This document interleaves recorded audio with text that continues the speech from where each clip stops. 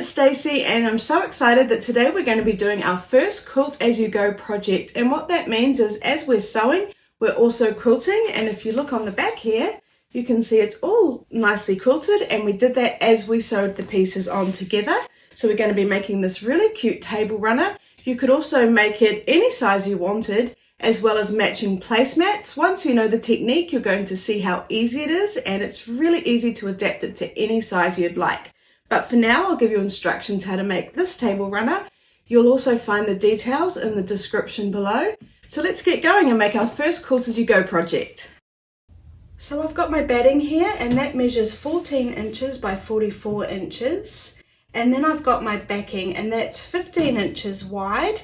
And then it's the full width of fabric. So that just means I've bought it by the yard, and I've got the full width here. So all I've done is I've placed the right side of the fabric down, smoothed it out. Of course I did give it a quick press before I started. Then I've got my batting and I've popped that on top, and I've made sure that I've got a little bit of space all around. And I've made sure that the batting is sitting in the middle of the backing. The backing is slightly bigger than my batting. So I'm going to smooth it all out. And then what I'm going to do is just flip it over carefully and just check what it's looking like on this side. So I can see it's a bit wrinkled, so I'm just going to smooth that out. And then once I'm happy, I will just flip that back over. If your batting was all wrinkled, by the way, you could give it a quick press. What I did was I pressed mine with the fabric on top so it didn't singe or anything. I don't know if batting singes, but I didn't want to find out. So once we're happy that it's all nicely smoothed out, I'm just going to take some pins and pop them around the edges just to keep it in place. And then what we're going to do is we're just going to really roughly sew around the edge so it's not going to go anywhere, the backing and the batting, when we're sewing our pieces on. Now these can be a little bit prickly when we're sewing, so if you don't like them being loose like this when you're sewing, you could always use your basting pins if you find them easier.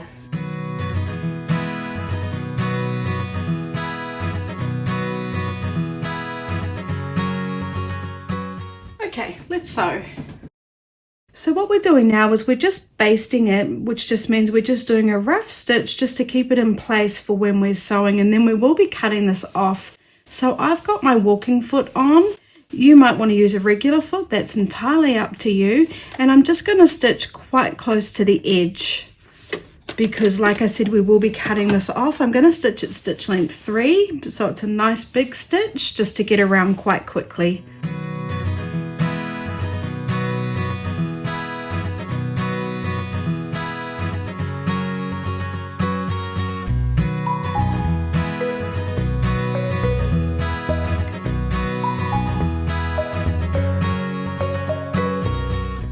Okay, so now I'm just coming right back around to where I started. I actually ended up changing my stitch length to 5. I'm doing a back stitch, I don't know why, that's just by habit. We don't even need to worry about a back stitch. But I did end up changing my stitch length to 5 because, like I said, I just really wanted to tack it down quite quickly. Okay, so just cutting the threads. And now let's start doing the quilt top. So I've got my backing here that I sewed together, and I'm just folding it in half, and I'm going to finger press it on the fold here just so I know where the middle is. And then I'm going to open it up, and I can see that the middle's here where I just folded it. It doesn't have to be absolutely perfect. And then we're going to take our strips and sew them on. For the pieces for the top, I've cut them at 2.5 inches by 14 inches, and I have 21 pieces in total. What I did was I used 7 different fabrics, and I cut a 2.5 inch strip, and then from each strip I was able to get 3 of my pieces. But you might like to use scrap fabric or just make them up however you'd like, but just remember we need 21 pieces at 2.5 inches by 14 inches. So I'll just take my first piece, and what I'm going to do is line it up the edge of my piece with the right sides facing me along that crease when I folded it in half, and then I'm going to line the top of my piece and the bottom of my piece with the top and the bottom of the batting. and smooth it out, and once I'm happy it's in the right place, I'll take my next piece. And if you're using directional fabric, just keep an eye on that. With the second piece, I'm going to face it down so it's right sides down and the right sides facing each other. And I'm going to line up the edges and the top and the bottom, and once I'm happy that's in the correct place, I'm just going to pop some pins in.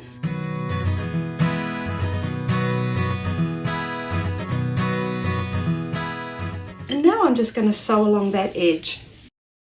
So I've got my walking foot on. You can use a standard foot if you'd prefer. And I've just worked out my best guide to get approximately 1/4 inch. Now it doesn't matter if it's a little bit off as long as you sew all the seams at the same width. So I'm just going to start at the very edge there. I'm not going to worry about a back stitch, and I am going to stitch at stitch length 2.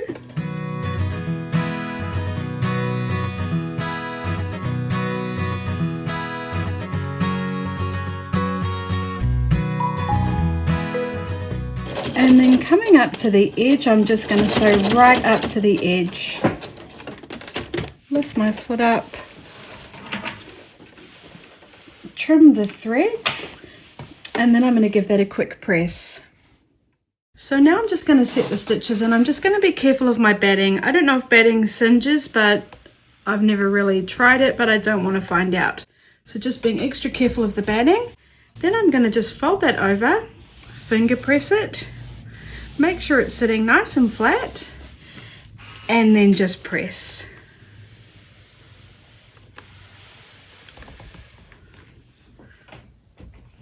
Now we'll sew our next pieces on. So now I'm going to take my next piece that I want to sew here, and I'm going to sew mine in a pattern. So that's this piece. So I'm going to take it, place it right sides down, line up the edges along this edge and along the top and the bottom, and once I'm happy I'm just going to pop some pins in.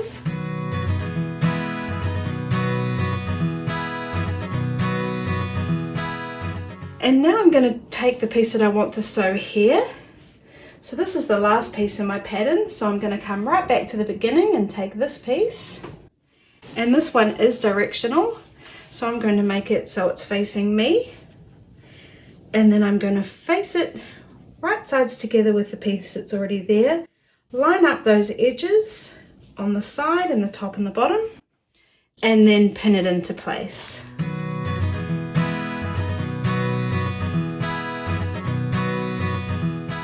Okay, now we'll sew those. So now I'm just going to do exactly what I did the first time. I'm just going to stitch with 1/4 inch seam allowance. I'm going to begin right at the beginning and sew right to the very end, and I'll do that for both sides.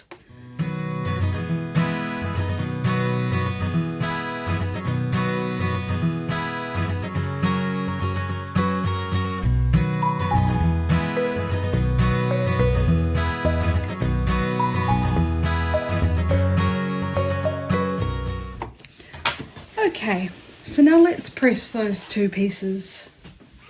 So once again, I'm just going to set those stitches, which helps them set into place like the name suggests, as well as help the quilt top lay flatter. And then I'll just open it up. So I'll open it up, finger press it, so it's sitting really nicely, and press.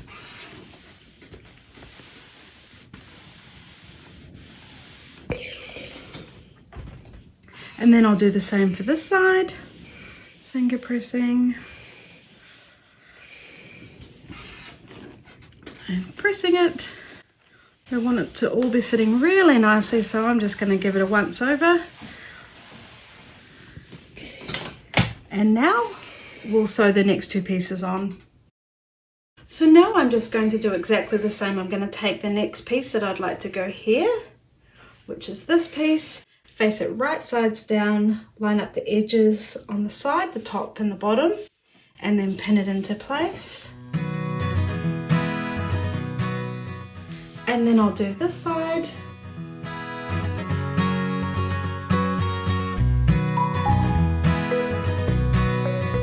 And then I'm just going to sew along those seams, press and repeat on until I've used all my strips up. And if you do end up with a bit of extra left over, don't worry, we're going to trim it off. Or if you've got too much left over for some reason, you could always cut a few extra strips and just keep going.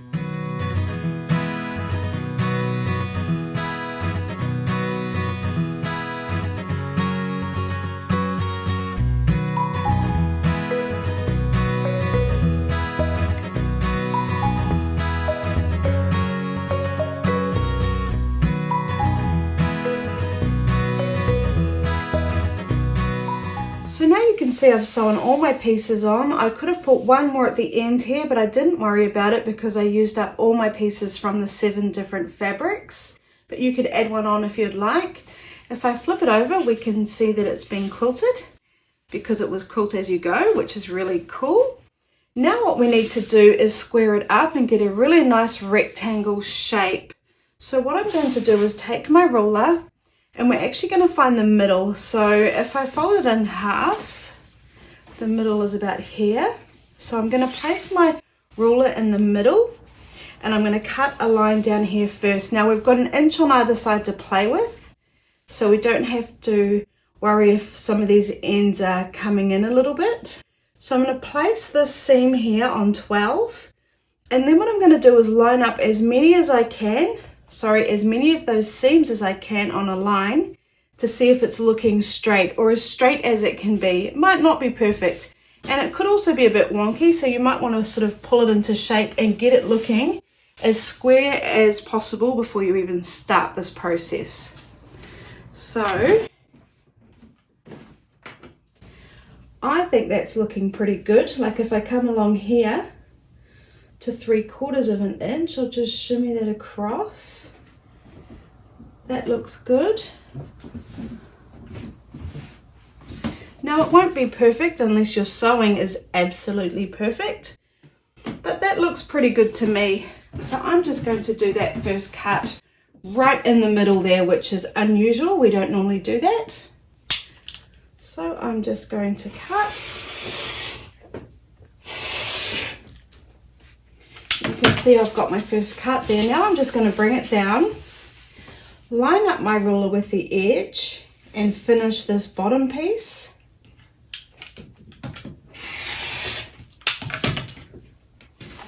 Then bring it to the top and finish off the top. So I'm just going to line up the edge I've cut with my ruler. You can also check that some of the lines are lining up with your seams again. And then when you're happy, cut. And now we've got our first cut edge. Now I'm going to cut this side. So I'll just line up this edge that I just cut on a line on my ruler. Make sure it's all smoothed out. And then I'm just going to cut along this edge. I can see it is a little bit wonky, but so long as it's straight on this edge, it's fine. And wonky, I mean I've cut more off the top here of this top fabric, and as I've come down, I've not cut any. And then what we're going to do is square off the second side. So I'll just flip that around.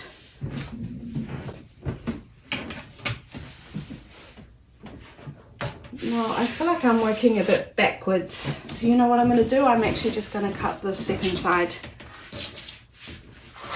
I'm just going to do exactly the same. I'm going to line up the edge that I cut with the line on my ruler. Make sure this is all smoothed out. Lining it up the best I can on this edge and then cutting the excess off.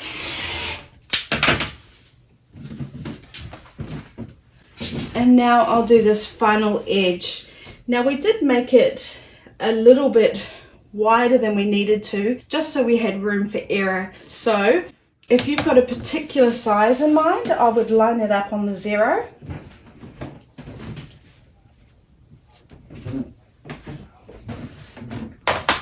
And I wanted to cut mine at 12 inches. You might think, well, I just want to get it as wide as I can, and in which case you check all these edges here.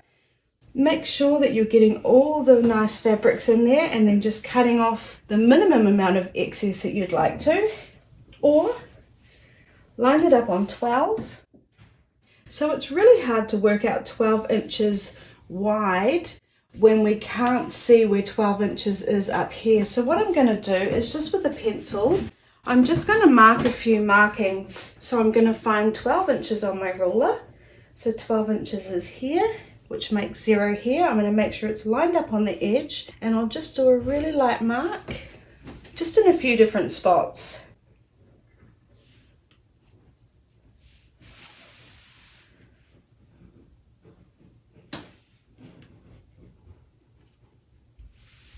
And that should be enough, just as a guide.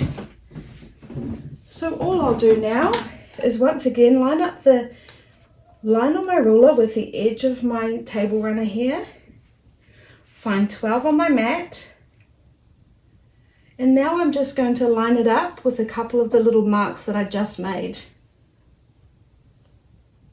So it's important to line them up with at least 2, because if you line it up with 1, it could be just slightly off to the left or the right. So making sure that's all lined up.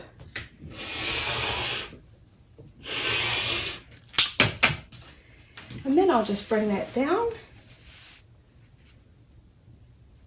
And now I'm just going to entirely rely on the marks that I just did.